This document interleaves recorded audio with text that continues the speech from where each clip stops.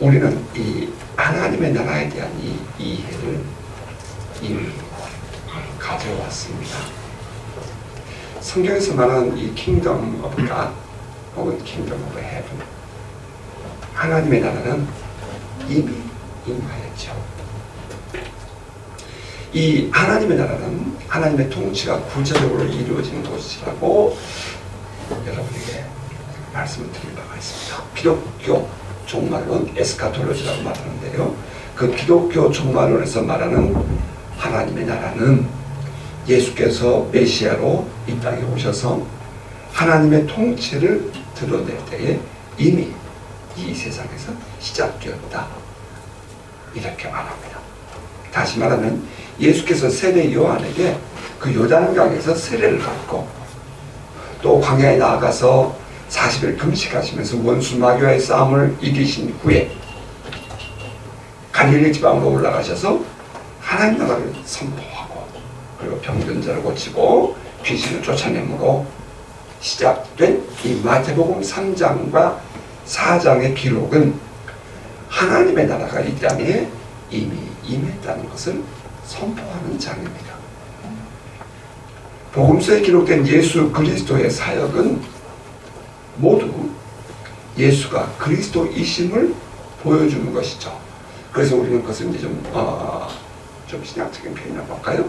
메시아닉 사인, 예수가 메시아라는 사실을 보여주는 증거다, 이렇게 이해하고 있고요. 또 그것은 하나님의 나라가 이미 이 땅에서 시작되었다는 것을 증거하는 내용이랍니다. 우리는 하나님의 나라 곧 천국은 죽어서만 가는 것이 아니라는 것을 다시 한번 확인할 필요가 있어요. 천국은 이미 임했고 예수께서 시작하셨습니다. 일반적으로 우리 이제 교회에서 신앙생활 하는 사람들은 이 정도는 이해는 해요. 반복해서 들었기 때문에. 그리고 또 예수께서 다시 오심을 우리는 파루시아라고 하겠죠. 다시 오심을, 재림을 기다리는데, 그때의 새 하늘과 새 땅이 시작되며 완전한 하나님 나라가 이 땅에 이루어질 것이다 라는 것도 우리는 모두가 다 공감합니다. 동의해요. 예수께서 오시면 이 땅에는 새 하늘과 새 땅이 이루어질 것이고, 우리는 하나님의 온전하신 통치 속에 들어가며 하나님 나라에 임하게 될 것입니다. 자, 여기까지는 이제 모두가 다 일반적인 모든 성도들이 동의하는 그런 내용입니다. 그런데 한 가지 문제가 생깁니다. 그러면 예수께서 이 땅에 계실 때 드러내신 하나님의 나라는 예수께서 승천하신 이후에 다시 오실 때까지는 어떻게 드러내냐 하는 것입니다. 예수께서 승천하실 때 왕이 올라가 버리셨습니다. 그리고 예수께서 다시 오실 때 이제 왕이 다시 오실 것입니다. 그럼 그 사이 그 기간은 어떻게 되느냐 하는 질문이에요. 그럼 그 사이에 하나님의 나라는 어디에 있는 것입니까? 어떻게 우리의 삶 속에서 나타나고 있는 것인가 하는 그런 질문인 거죠. 여러분 어떻게 생각하십니까? 예수께서 다시 오시기 전에 하나님의 나라는 실제로 존재하는 것입니까? 이 세상에 예수께서 계실 때에 드러내셨던 하나님의 나라 말이죠. 예수께서 회개하라, 하나님 나라가 임하였느니라, 혹은 가까웠느니라, 이렇게 얘기하셨거든요. 그래서 그때부터 시작된 하나님의 나라. 근데 예수께서 승천하신 이후에 그 하나님의 나라가 어디에 있느냐 이 말입니다. 그 하나님의 나라는 하나님의 통치를 의미한다 했어요. 하나님께서 다스리시는 삶 속에 구체적으로 하나님이 개입해서 하나님의 왕권을 드러내고 다스리시는 것을 의미합니다. 그럼 지금 하나님은 어디 계신가? 이런 질문이 나오죠. 예수의 초림이 하나님 나라의 시작이라면 예수의 재림은 완성을 의미합니다. 그런데 문제는 예수께서 계속 우리와 함께 계시는 것이 아니라 하늘나라로 옮겨져 가셨다. 이것이 문제인 것입니다.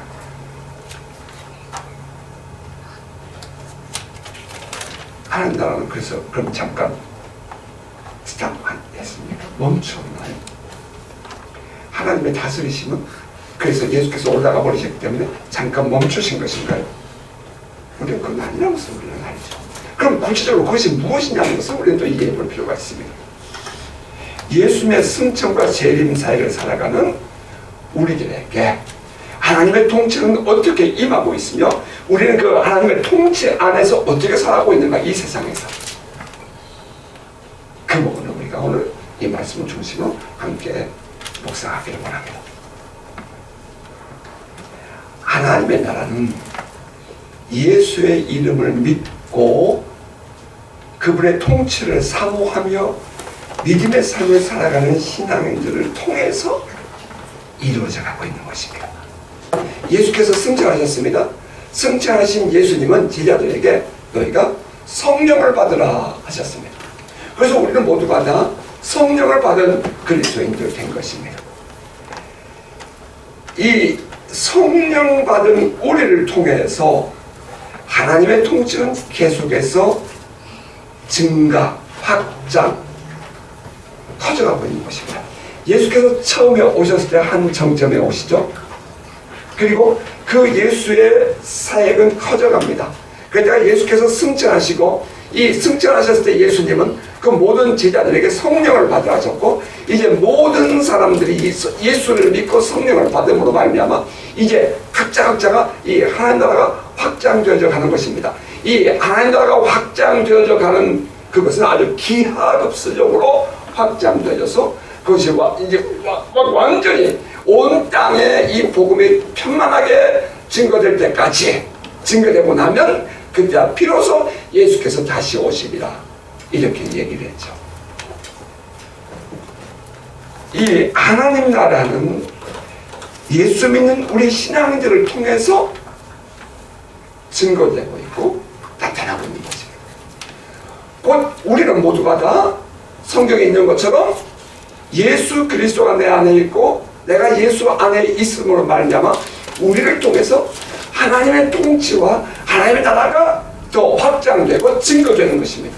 그러한 의미에서 오늘 저와 여러분 우리는 과연 하나님의 나라를 이 땅에 확장시키며 살아가고 있습니까? 아니면 그냥 무능력하게 나에게 주어진 삶으로 만족하고 살고 계십니까? 이것이 오늘 우리를 부르신 하나님의 부르심의 목적이고 또 우리가 살아내야 할 하나님의 나라인 것입니다. 그러한 의미에서 우리가 이 하나님의 나라를 확장한다 할 때 그것은 곧 전도고 선교인 것입니다. 그래서 전도가 중요합니다. 하나님 나라는 우리에게 오신 성령님에 의해서 구체적으로 삶에 적용되고 드러납니다. 예수께서 제자들에게 성령을 받으라 하셨죠. 그것은 단순히 능력 받아라 그런 뜻 아니죠. 단순히 오직 성령이 나에게 임하시면 권능을 받고 그것은 능력 받는 거야. 그래서 우리가 능력을 받아야 돼. 단순히 그것을 위해서 예수께서 성령 받으라 하신 것이 아니죠. 예수께서 우리에게 남겨주신 사명, 예수께서 우리에게 남겨주신 사명을 감당하게 하기 위해서 그 하나님 나라를 확장시키는 그 주님이 오실 길을 준비케 하시는 그 사역을 감당하게 하기 위해서 하나님의 영이요 예수 그리스도의 영이신 성령이 우리에게 임하신 것입니다. 그래서 그 성령을 받으라 이렇게 말씀하셨죠. 이제 그 이후로 이제 이 하나님 나라는 예수 그리스도를 믿는 이들을 통해서 성령 받은 사람들을 통해서 더욱더 확장되어져 가는 것입니다. 그렇다면 지금 우리는 하나님 나라 안에 살고 있고요. 또 하나님의 통치를 받고 있는 것입니다. 우리는 그것을 하나님의 은혜라고 표현하죠. 여러분, 우리는 지금 하나님 나라 안에 살고 있어요. 하나님의 다스리신 하나님의 통치 아래 살고 있습니다. 여러분 이것을 믿습니까? 하나님의 다스리심은 지금도 나타나고 있습니까? 하나님의 통치는 하나님께서 우리에게 은혜를 베푸신 그 은혜들은 지금도 우리의 삶 속에서 나타나고 있습니까? 예수 믿는 사람들을 통해서, 우린 개인적으로 그냥 믿음으로 하나님의 은혜라고 표현하는데, 그런 예수 믿는 사람들을 통해서, 그 영혼들을 통해서 하나님의 통치는 지금도 드러나고 있고, 그 하나님의 다스리심은 나타나고 있다는 것입니다. 자, 그렇다면 문제가 생겨요. 그러나 우리가 육신을 입고 살고 있는 이 세상은 아직은 완전하지 않다는 말입니다. 이제 여기서 우리에게 주어지는 그 내용이, 하나님의 나라는 예수께서 재림하실 그때까지는 아직 완전한 것은 아니다 하는 것입니다. 예수가 이 세상에 살아계실 때에도 사탄은 함께 존재했죠. 그 마귀의 세력들은 이 예수께서 재림하시면 이제 무저갱으로 들어갈 것입니다. 영원한 무저갱으로 들어가 버릴 거예요. 묶일 겁니다. 그리고 이제 이 하나님의 통치만이 드러나는 하나님 나라가 우리에게 완성될 때 이루어질 것입니다. 우리는 그날을 소망합니다. 예수께서 살아계신 동안에도, 예수께서 오심으로 하는 나라를 시작했다는 사실 누구나 다 인정을 해요. 그런데 그때에도 여전히 이 마귀가 왕노릇하고 있었다는 것입니다. 이제 그 사단이 다스리는 나라를 이렇게 침노해 가는 것이 하나님 나라였어요. 예수를 통해서 드러나는 것이었습니다. 마귀가 영향력을 행사하고 있었죠. 이 마귀가 영향력을 행사하고 있는 그 영역은 사람이 짓는 죄라는 것입니다. 그 죄의 영역을 마귀가 다스리는 거예요. 따라서 이 세상은 마귀가 실제로 영향력을 행사하며 사람들을 죄의 종으로, 또 마귀의 종으로 삼고 다스리고 있었습니다. 마귀가 사람들에게 영향력을 행사할 수 있는 유일한 조건이 있습니다. 그것은 사람이 짓는 죄입니다. 마귀는 죄값이 해결되지 못한 사람들에게 왕노릇합니다. 여기서 하나님의 나라와 마귀의 나라의 아주 중요한 분기점을 깨닫게 됩니다. 마귀가 영향력을 행사할 수 있는 사람은 죄값이 지불되지 않은 사람이에요. 그런데 예수께서 십자가에 죽으시고 부활하심으로 예수는 죄인들의 죄값을 대신 지불해 주셨습니다. 그 예수께서 대신 죄값을 지불하고 우리를 구원하신 사실을 받아들이는 사람, 믿는 사람, 그 사람만이 유일하게 하나님은 의롭다라고 하신다는 것입니다. 예를 들면 이런 거죠. 여러분이 돈을 갖고 있잖아요. 그럼 그 돈을 지불하면 사람들은 그 돈을 모두가 인정해 주죠. 그래서 돈이라는 그 개념 뒤에는 항상 트러스트라는 것이 들어있습니다. 믿음이라는 것이 들어있어요. 뭐 우리가 달러를 내는데 세계 어딜 가든지 US 달러는 다 통용이 되죠. 그런데 어느 나라는 매우 약해요. 그래서 방글라데시 돈을 가지고 어디 가면 돈 받지 않습니다. 그래서 돈 가치가 없다는 거예요. 종이일 뿐이에요. 제 책상 서랍 속에는 피지의 종이돈 5달러가 있습니다. 그들의 피지 돈은 그 종이돈 5달러를 제가 피지에서 냈어요. 그랬더니 이 돈 안 받아요 그러는 거예요. 왜 안 받습니까? 이거 피지 돈인데. 그랬더니 돈이 화폐가 개혁됐답니다. 돈이 바뀌었대요. 그래서 돈을 안 받는답니다. 동전을 달래요. 그래서 그 돈을 쓰지 못할 때가 있었거든요. 그 트러스트라는 것, 그러니까 하나님께서 우리를 의롭다라고 여겨주시고 하나님이 우리를 통치하시고 하나님이 우리에게 은혜를 베푸실 수 있는 대상은 누구냐? 그것은 오직 하나님이 말씀하신 대로 예수를 믿는 사람뿐이라는 것입니다. 돈을 가지고 있는 사람에게 인정해 주는 것처럼 예수를 믿는 그 믿음을 가진 사람만이 유일하게 하나님의 은혜의 대상이 되는 것입니다. 그러면 예수를 믿지 않는 사람은요? 예수를 믿지 않는 사람은 죄값이 있는 거죠.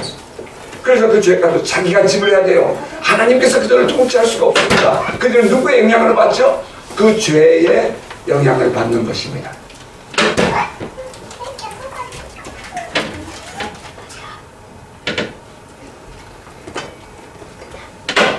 이 세상에는 예수를 믿지 않는 사람과 믿는 사람이 함께 공존을 해요. 그렇다면 다시 말하면 예수를 믿는 사람은 하나님께서 보실 때에 그 믿음을 보시고, 들어가서 믿음을 보시고 의인이라고 인정해 주시고 하나님의 구원을 베푸신 반면에, 예수를 믿지 않는 사람은 죄의 값을 가지고 하나님의 진노를 사게 되고 원수 마귀의 종로로 하게 된다는 것입니다. 그래서 예수를 믿는 것이 중요해요. 그래서 예수를 믿는 가치가 중요한 것입니다.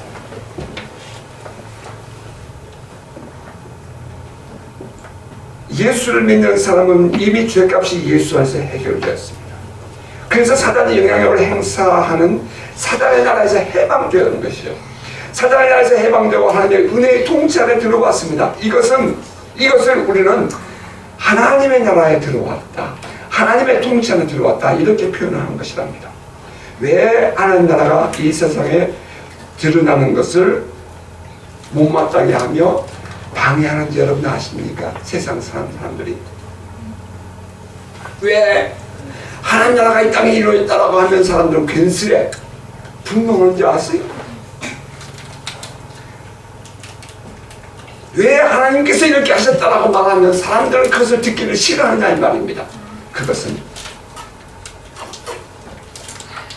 이 더러운 원수 마귀가 자기의 통치 영역이 빼앗기기 때문입니다. 침노당하기 때문입니다. 하나님의 나라가 드러나면 빛이 임하면 어두워 물러가는 것처럼 하나님의 나라가 드러나게 되면 원수 마귀의 나라가 줄어드는 거예요. 그래서 전도를 방해하고 선교를 방해하는 것입니다. 오늘날 여기저기서 교회를 박해하고 예수 믿는 것을 방해하는 사람들의 소식이 들려옵니다. 이것은 단순히 자기들 힘을 과시하고 자기들 정치 권력을 유지하려는 것처럼 보이지만 실상은 그 뒤에는 원수 마귀의 이와 같은 전략과 괴계가 숨어 있다는 것입니다. 교회를 박해해요. 예수 믿는 사람들을 예수 못 믿게 해요. 그것은 단순히 정적인 세례가 아닙니다. 그 뒤에는 이 영적인 거대한 감추어진 세력이 있어서 하나님의 나라가 이 세상에 드러나는 것을 거부하는 것입니다.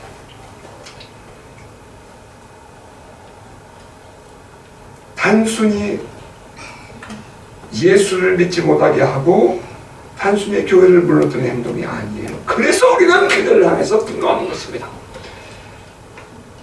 그들의 말과 행동 중에는 어두움의 세력이 자기들도 모르는 사이에 숨어 들어와 있고, 또 구체적으로 이 영적인 권위와 하나님의 권위를 거부하는 그런 강한 원수 마귀의 계계가 들어 있습니다. 자, 우리가 살고 있는 오늘 우리의 현실 속에서 우리는 하나님의 나라와 사단의 나라가 공존하고 있다는 사실을 인정해야 합니다. 다시 말하면 우리가 살고 있는 우리들의 삶의 현장은 오늘 우리가, 여러분, 우리 모두 개인이 살고 있는 삶의 현장은 하나님의 통치가 이루어지고 있고, 또 한편에서는 사단의 통치도 이루어지고 있습니다. 이 과정은 예수님께서 다시 오실 때까지 계속될 것입니다. 여러분 동의하십니까?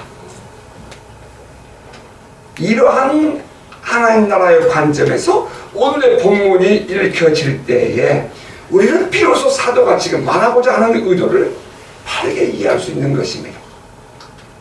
예수 안에서 거듭난 사람, 예수로 죽고 다시 살아난 사람은 하나님의 통치를 받는 사람들입니다. 그것은 초대교회의 신앙인이나 2000년이 지난 지금 오늘날의 신앙인이나 모두가 동일합니다. 우리는 아직 완성되지 않는 하나님 나라를 살고 있습니다. 이 안에서 우리 예수 믿는 사람들, 우리가 바로 하나님의 나라를 이 땅에 증거하고 이 땅에 나타내는 하나님의 통로요, 은혜의 통로요, 하나님께서 이 땅을 구원하신 방편이요, 하나님께서 우리에게 주시는 사명인 것입니다. 여러분, 우리의 모든 삶의 현장 속에서 여러분이 만나는 영혼들에게 예수 그리스도를 증거하고 하나님 나라를 이 땅에 선포하는 은혜가 있기를 주의 이름으로 축복합니다. 자, 그리고 이제 오늘 본문 여러분 같이 1절 여러분 성경을 같이 보시기 바랍니다. 3절까지 제가 읽어드립니다. 그러므로 너희가 그리스도와 함께 다시 살리심을 받았으면 위의 것을 찾으라. 거기는 그리스도께서 하나님 우편에 앉아 계시느니라. 위의 것을 생각하고 땅의 것을 생각하지 말라. 이는 너희가 죽었고 너희 생명이 그리스도와 함께 하나님 안에 감추어졌습니다. 여기 너희가 그리스도와 함께 다시 살리심을 받았으면 이라는 구절과 이는 너희가 죽었고 너희 생명이 그리스도와 함께 하나님 안에 감추어졌음이라 하는 내용 여러분 잘 보시기 바랍니다. 거기에 너희는 누구입니까? 당연히 골로새 교인이겠죠. 뿐만 아니라 우리는 오늘날 이 시대로 말한다면 예수를 믿고 하나님의 자녀가 된 저와 여러분인 것입니다. 우리는 이미 그리스도와 함께 죽었고 다시 살리심을 받은 자들입니다. 우리는 이미 이 부분 에베소서를 묵상하면서 말씀을 드린 바가 있고요.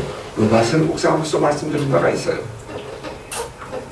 이것이 가능한 것은 오직 그리스도 안에서 그리스도와 연합하여 내가 그리스도 안에 그리스도가 내 안에 계심으로 말미암아 이루어질 수 있다는 사실을 우리가 함께 묵상했죠. 예수 안에 우리의 생명이 있기 때문에 예수 그리스도와 우리가 하나가 되었기 때문에 예수께서 십자가에 죽으실 때 나도 죽고 예수께서 부활하실 때 나도 부활한 것입니다. 그리고 예수께서 하늘로 올리워져서 하늘의 시민권을 가진 자로서의 삶을 우리가 이 땅에서 살고 있는 것입니다. 다시 말하면 우리는 예수와 함께 연합하였고 예수께서 죽으실 때 같이 죽고 예수께서 살 때 같이 살았고 예수께서 승천하실 때 우리도 함께 승천했다 이 말입니다. 이것이 우리가 가지고 있는 믿음의 비밀이에요. 비록 우리가 이 땅에 발을 딛고 살고 있지만 우리의 시민권은 하늘에 있습니다. 우리가 그리스도와 함께 다시 살리심을 받았으면 위의 것을 찾으라. 이 말은 우리는 이미 시민권이 하늘나라에 있는 자들이 하늘에 있는 자들이니 하나님의 통치가 삶 속에서 이루어지는 삶을 살아라 그 말을 하십니다.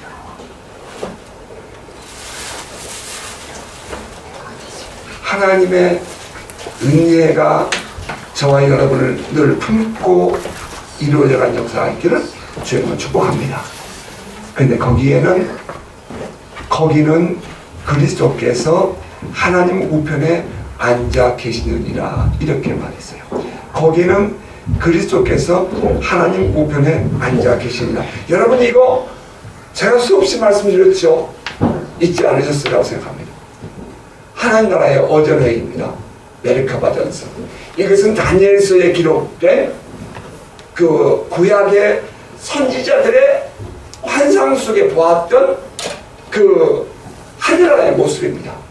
유대인들은 하나님 보좌 우편에 메시아가 앉아 계시는데 그 하나님 보좌 우편에 앉아 계신 메시아가 이 세상에 우리에게 오셔서 우리를 구원하시리라 하고 믿었습니다. 그것을 우리는 메르카바 전승이라고 그래요. 메르카바는 것은 오전회의. 그러니까 다시 말하면 왕이 가운데 앉아있고 이렇게 쭉 무백관 양쪽에 장관들이 앉아있는 거죠. 그래서 회의하는 것을 오전회의라고 그래요. 그 오전회의에 하나님의 상석의 자리에 바로 옆에 오른편에 인자 같은 이라고 돼서 Son of Man, 인자 더라는 정관사가 반드시 붙여야 돼요. 사람의 아들 같은 자가 그곳에 있는 것입니다. 하나님과 동등한 위치에 같이 앉으려면 뭐가 중요하죠? 권위가 같아야 돼요. 영광이 같아야 돼요. 하나님과 똑같은 분이어야 돼요. 그래야만이 그 하나님 자리 바로 우편에 앉을 수 있는 거거든요. 근데 그분이 누구라고요? 메시아라고 부른다는 거예요. 메시아, 그리스도, 기름 부음 받은 자라는 뜻이에요. 그 하나님 보좌가 있고 그 우편에 메시아가 앉아있는데 유대인들은 그 메시아가 인간의 몸을 입고 이 땅에 오실 것을 기대했어요. 그래서 그분이 오시면 우리를 구원하시리라 그렇게 믿었거든요. 이 유대인들의 전승입니다. 그 700년, 800년 동안 유대인들이 계속 그리스도 그 메시아를 기다려왔단 말이죠. 그런데 그 메시아가 누구라고요? 예수라는 거죠. 그 예수가 이 세상에 오셨을 때는 여기다 무슨 뭐 나는 그리스도다 이렇게 쓰고 온 것이 아니라 똑같은 인간의 몸을 입고 오셨거든요. 사람들이 그 메시아를 받아들이지 않는 거예요. 예수를 받아들이지 않는 거예요, 메시아로. 근데 그 예수가 죽었다가 다시 부활하시고 하늘아래 올라가셨어요. 하늘아래 올라가서 하나님 보좌 우편에 앉아서 누가 봐요? 바울이 봐요. 어디에서? 다메섹 도상에서. 다메섹에 가는 그 길에서 바울이 사울아 사울아 부르시는 음성을 듣잖아요. 그리고 그 음성을 듣고 바울이 눈이 열려버리잖아요. 사람들은 그냥 번쩍하고 빛을 보았지만 이 사울이라는 이름이 같은 이름이에요. 같은 사람이에요. 바울은 하나님 보좌를 보는 거예요. 주는 누시니까 나는 내가 박해하는 예수다. 그 메시아가 앉아 있어야 할 자리에 누가 앉아 있어요? 예수가 앉아 있는 것을 보는 거예요. 여기서 사도 바울이 완전히 바뀌는 겁니다. 지금 사도 바울이 골로새 교인들에게 너희는 위의 것을 찾아라 생각하라. 그런데 거기에는 누가 있냐? 하나님 보좌 우편에 그리스도가 계시니라 이렇게 얘기했거든요. 그러니까 이 말은 이방인들은 이해가 안 되는 말이에요. 이 말은 유대인들은 알고 있는 얘기죠. 더욱더 하나님을 사모하고 목말라하고 그리스도가 오시기를, 주님께서 다시 오시기를, 주님께서 우리는 그렇게 생각하잖아요. 다시 오시기를 기다렸던 그 메시아를 기다렸던 유대인들에게 있어서는 바로 그 자리에 예수가 앉아있다는 거예요. 이건 충격이죠. 충격이죠. 지금 그 얘기를 하고 있는 거예요.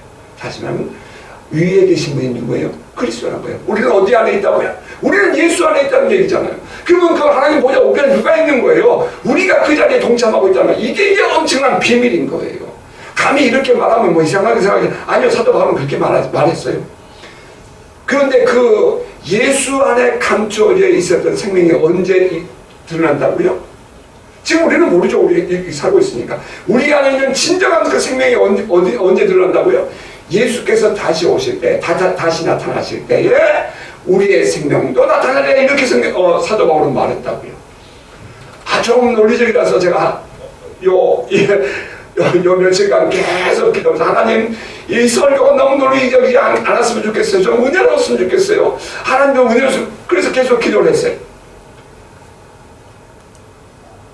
자, 여기에 중요한 이제 문제가 생겨요. 그게 뭐냐면은, 그러면 하나님 보좌 우편에 계신 예수님, 그리고 우리의 생명이 예수님 안에 있고 예수님이 오실 때까지 그럼 우리는 뭐냐 이 말이에요.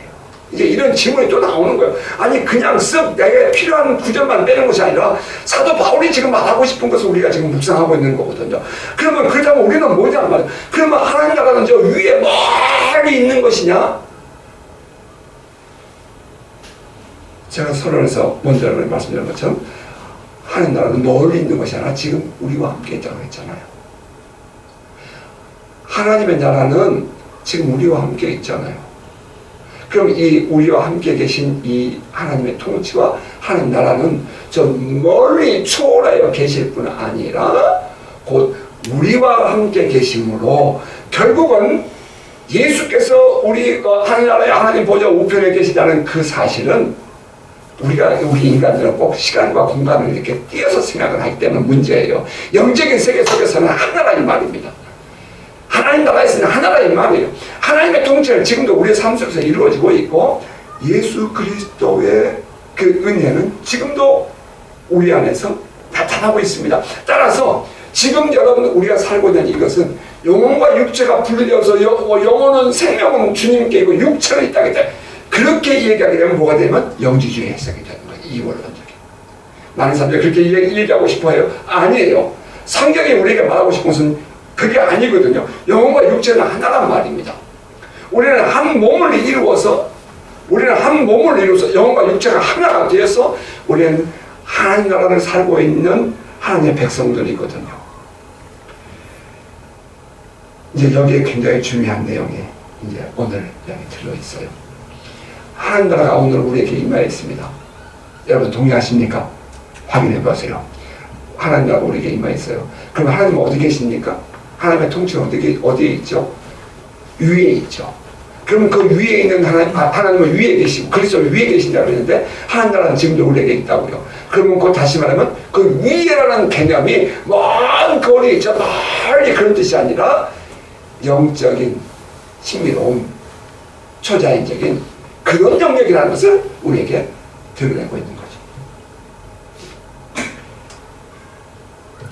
또다시 기회가 올 것으로 생각합니다. 자, 위의 것을 찾으라. 이 말은 하나님을 왕으로 모시고 하나님의 구체적인 다스리심을 찾고 바라보고 살아라. 그 말입니다. 사도가 이 말할 때 이러한 하나님의 통치는 실제로 일어나고 있고 또 계속해서 일어나고 있다는 것을 전제한다는 것입니다. 위의 것을 생각하고 땅의 것을 생각하지 말아라. 3장 2절은 그렇게 말하죠. 위의 것은 하나님의 통치가 이루어지는 하나님의 나라이고요. 또 땅의 것은 사단의 다스림이 이루어지고 있는 사단의 나라들이에요. 자, 그렇다면 우리 신앙인들은 무엇을 생각하며 추구하며 살아야 합니까?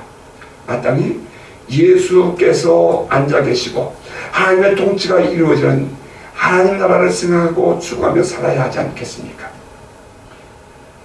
우리는 예수를 믿고 하나님의 백성으로서의 삶을 살고 있습니다. 그러나 여전히 그럼에도 불구하고 여전히 이 땅에 발을 딛고 살고 있어요.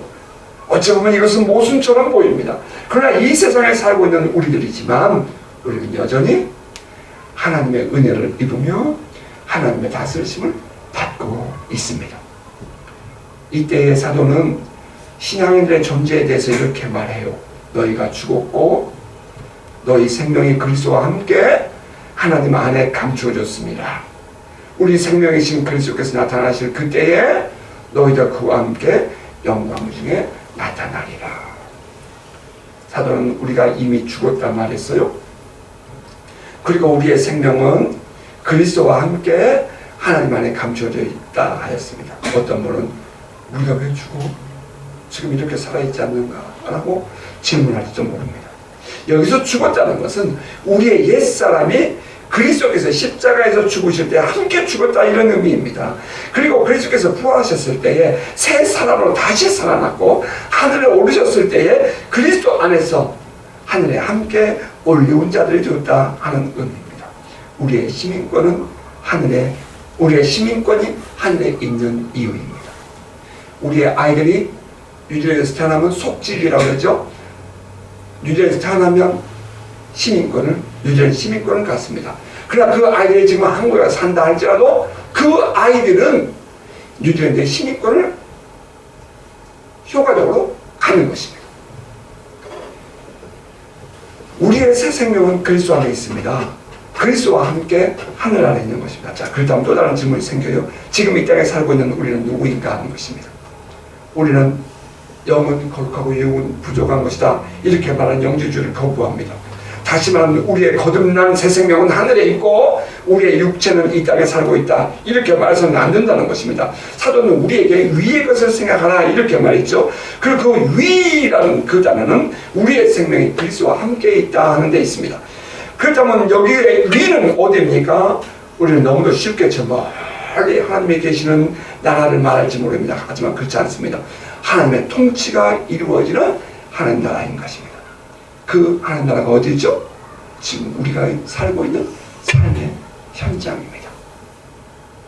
우리가 살고 있는 지금 우리의 삶의 현장이에요. 여기서 위는 어디죠? 하나님의 은혜를 말합니다. 하나님의 다스리심을 말해요. 그러므로 우리의 새 생명이 그리스도 안에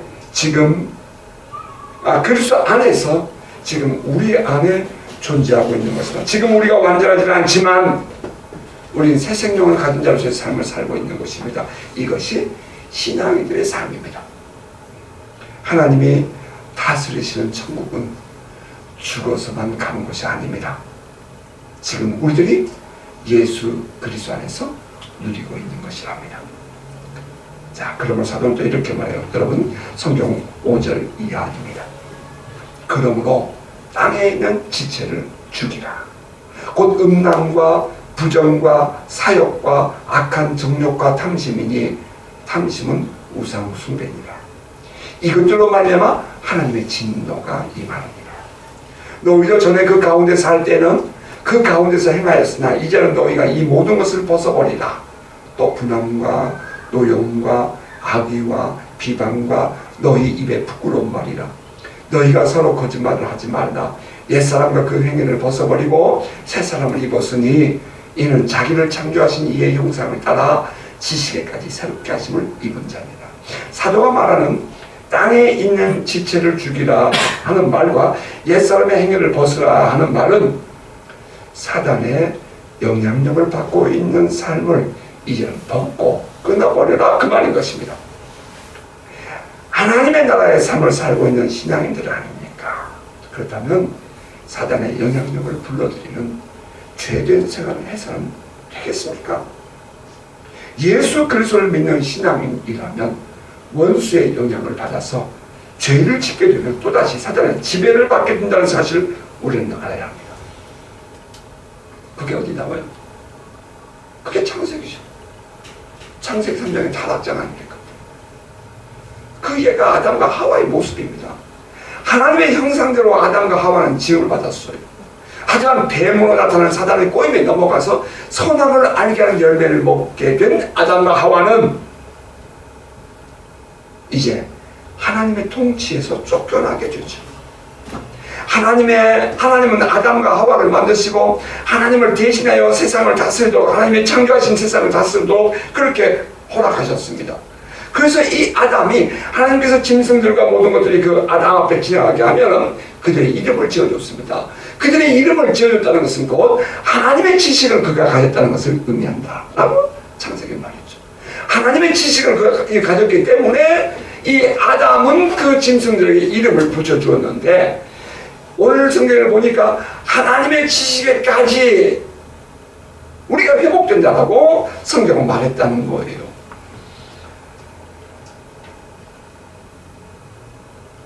불순종함으로 죄를 지은 아담과 하와는 하나님의 형상을 잊어버리게 됩니다. 우리는 이것을 fall down, 타락이라고 표현합니다.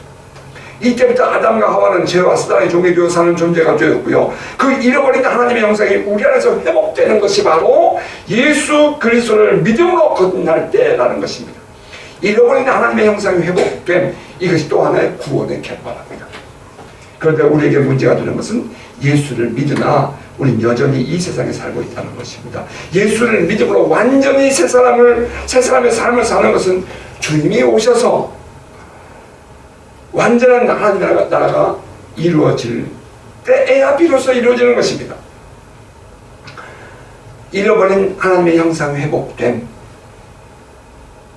예수를 믿음으로 완전히 새 사람들은 삶을 누리게 된 이것은 주님이 다시 오실 그날이야 이루어지는 것이죠.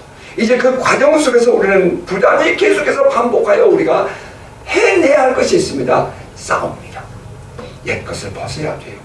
죄악된 삶을 벗어야 됩니다. 죄짓면 안 되죠. 원수에게 우리가 기회를 줘서는 안 된다는 말입니다. 정신을 바짝 차리고 살아야 돼요. 우리는 깨어나야 합니다. 그래서 사도 베드로는 이렇게 말했잖아요. 베드로전서 5장 8절에서 그리스도가 깨어나. 너희 대적 마귀가 우는 사자같이 들어다니며 삼킬 자를 찾나니. 저런 원수 마귀는 어찌하든지 예수 믿는 사람 넘어뜨리려고 발악을 합니다. 굶주린 사자가 먹을 것을 찾는 것처럼 예수 믿는 사람을 넘어뜨리려고 발악을 하는 거예요. 우리가 이 땅에 더러운 삶의 마음을 빼앗기고 새 사람의 삶을 살지 못하게 되면 원수는 우리를 절대로 그냥 두지 않습니다. 우리는 죄를 짓게 되고 결국에는 원수 마귀의 종이 되고 말 것입니다. 우리 생활을 우리 정결하게 살아야 합니다. 우리의 육신에 속한 옛사람은 여전히 우리를 유혹하여 이 땅에 있는 우리의 지체를 죽여야 합니다. 이제 다시는 음란과 부정과 사욕과 악한 정욕과 탐심을 버려야 하며, 그리고 분함과 노여움과 악의와 비방과 부끄러운 말도 벗어야 합니다. 아울러서 서로 거짓말하지 말고 예수를 믿는 사람들이 살고 있는 것처럼, 예수 안 믿는 사람들이 살고 있는 것처럼 그렇게 죄 짓고 살아서는 안 된다는 말입니다. 그렇게 죄를 짓고 살면 어떤 나라에 살게 되는 거예요? 사단의 나라에 살게 되는 거예요. 그런 옛것을, 옛사람을 벗어버리고 우리가 새 사람으로서의 삶을 살아갈 때 하나님의 통치는 계속 우리에게 임하는 것입니다. 예수를 믿고 새 사람 된 우리는 하나님의 다스리심에 마음을 두고 은혜를 사모하는 삶을 살아야 합니다. 자, 여기에는 어떤 사람도 구분되지 않는다 했습니다. 마지막 절이에요. 거기에는 헬라인이나 유대인이나 할례자나 무할례자나 야만이나 스고디아이나 종이나 자유인이 차별이 있을 수 없다니 오직 그리스도는 만유시요 만유 안에 계시냐. 그 만유라는 단어가 참 어렵죠. all 이라는 말입니다. Christ is all. 예수가 모두야. Christ in all. 모든 것 안에 예수는 계셔. 그런 뜻입니다. 예수 그리스도 안에 사는 자는 모두 예외가 없습니다. 우리 모두 하나님의 은혜를 사모하며 우리의 삶에서 언제나 하나님의 다스리심이 고려된, 하나님의 은혜가 고려된, 간선 생각되어지고 고려된 삶을 살아가시길 바랍니다. 우리가 말을 할 때에도, 우리가 사람을 만날 때에도, 우리가 일을 할 때에도, 우리가 공부를 할 때에도, 우리가 뭐 하든지 간에 늘 하나님을 생각하고 하나님을 고려하는 것, 하나님을 생각하고 우리의 삶을 살아가시길 바랍니다. 그곳에 하나님의 통치는 이루어진 것입니다. 말씀을 맺겠습니다. 오늘 우리는 예수를 믿음으로 하나님의 다스리심 안에 살게 되었습니다. 예수를 믿음으로 새 생명이 되었습니다. 그러나 우리는 예수께서 다시 오시기 전이므로 여전히 이 세상에 살고 있습니다. 하지만 우리의 삶을 바르게 살아야 합니다. 우리는 그리스도를 믿고 예수 믿음 안에서 죽고 다시 살아난 자들이에요. 그러므로 하나님께 마음을 두고 우리의 삶의 현장에서 늘 하나님이 고려된 삶을 살십니다. 세상에 마음을 두어서는 안 돼요. 하나님을 고려한다 이 말은 하나님께 마음을 둔다 이 말입니다. 세상에 마음을 두는 것이 아니에요. 세상에 마음을 두고 있으면 교회 나와서 우리가 하나님께 예배하면서 세상에 마음을 두는 거죠. 아니요. 우리가 일하면서 하나님께 마음을 두는 삶이 되어야 합니다. 우리가 누군가를 가르친다든지 누가 사람을 만난다든지 그 모든 삶에서 하나님이 관여하는 삶을 살아야 되는 거죠. 근데 거꾸로 교회 가서 세상 생각하고 집에 가서 맨날 세상만 생각하고 나의 모든 삶을 세상만 생각하고 있다면 이것은 하나님이 고려되지 않는 삶인 것입니다. 거꾸로 세상에 고려된 삶이죠. 여러분, 그렇게 살아서는 우리가 진정한 위의 것을 찾거나 위의 것을 생각하는 삶이 아닌 것입니다. 위의 것을 생각한다, 위의 것을 찾는다. 하나님의 은혜와 하나님의 다스림을 받는다. 그리스도인으로서 예수 믿는 사람으로서 우리가 살아야 할 삶은 바로 늘 하나님을 묵상하면서 사는 것입니다. 여기 하나님의 성리가 어떻게 작용하는가. 지금 팬데믹이죠. 지금 이 세계의 유행병 코비드-19 지금 참 어려운 상황을 전 세계가 겪고 있어요. 이때 사람들은 뭐 이것이 어렵다고 난리지만 우리는 그 속에서 그것을 다시 해석할 눈을 갖는 거예요. 왜 하나님은 이 일을 통해서 무엇을 나에게 원하시는 것입니까? 오늘 우리가 겪고 있는 이 모든 삶의 정황들, 정치적인 상황들, 이것을 통해서 하나님은 무엇을 원하는 것일까? 뭐 자주 다니는 길이었는데 오늘 그게 보이더라고요. Cannabis is safer. Let's vote. Yes. 뭐예요 이게? 카나비스가 뭐예요? 대마초 아니에요. 대마초는 안전하다. 그러므로 이번에 국민투표 때 예스에다 찍어라. 뭐 그런 간판이 저기 붙어있더라고요. 새카만 간판에. 내가 깜짝 놀랐어요. 그러면 이 사건을 통해서 주님은 우리에게 무엇을 원하시는 것일까? 단순히 그 일만이 아니라 주님은 이 일을 통해서 무엇을 원하는 것일까? 오늘 이 시대를 통해서 하나님 나에게 무엇을 원하는 것일까? 우리가 그것을 묵상하면서 사는 거예요. 그것이 바로 하나님을 고려하는 삶을 사는 것입니다. 세상에 마음을 둬서는 안 되죠. 그러면 결국에는 마귀의 다스림의 영향을 받고 죄로 말미암아 묶이게 되기 때문입니다. 진정한 자유는 우리의 삶에서 그리스도 안에서 하나님의 고려된 삶을 살 때에 누릴 수 있습니다. 이는 마치 바닷물 속에 살고 있는 물고기가 짠 물 속에 살아도 살은 짜지 않은 것과 같습니다. 우리가 비록 믿음 없는 이 세상에 살고 있지만 우리는 그 속에서 믿음을 지키며 위의 것을 바라보고 살아야 합니다. 만약 바닷물고기의 살이 짜졌다면은 그것은 물고기가 죽은 것입니다. 우리 신앙인들이 이 세상에 살면서 이 세상에 젖어서 살고 있다면, 우리 안에 그 생명력을 잃어버리고 살고 있다면, 지금 여러분, 내가 지금 혹시 내 신앙이 죽어가고 있는 것 아닐까? 돌아봐야 합니다. 나는 지금 바른 신앙을 가진 그리스도인입니다. 아니면 나는 지금 겉은 신앙인이지만 죽어있는 신앙인의 삶을 살고 있는 것은 아닌가? 바라기는 모두 건강한 영성을 회복하고 하나님의 은혜를 사모하며 믿음으로 사는 복된 성도 되시기를 주의 이름으로 축복합니다. 아멘.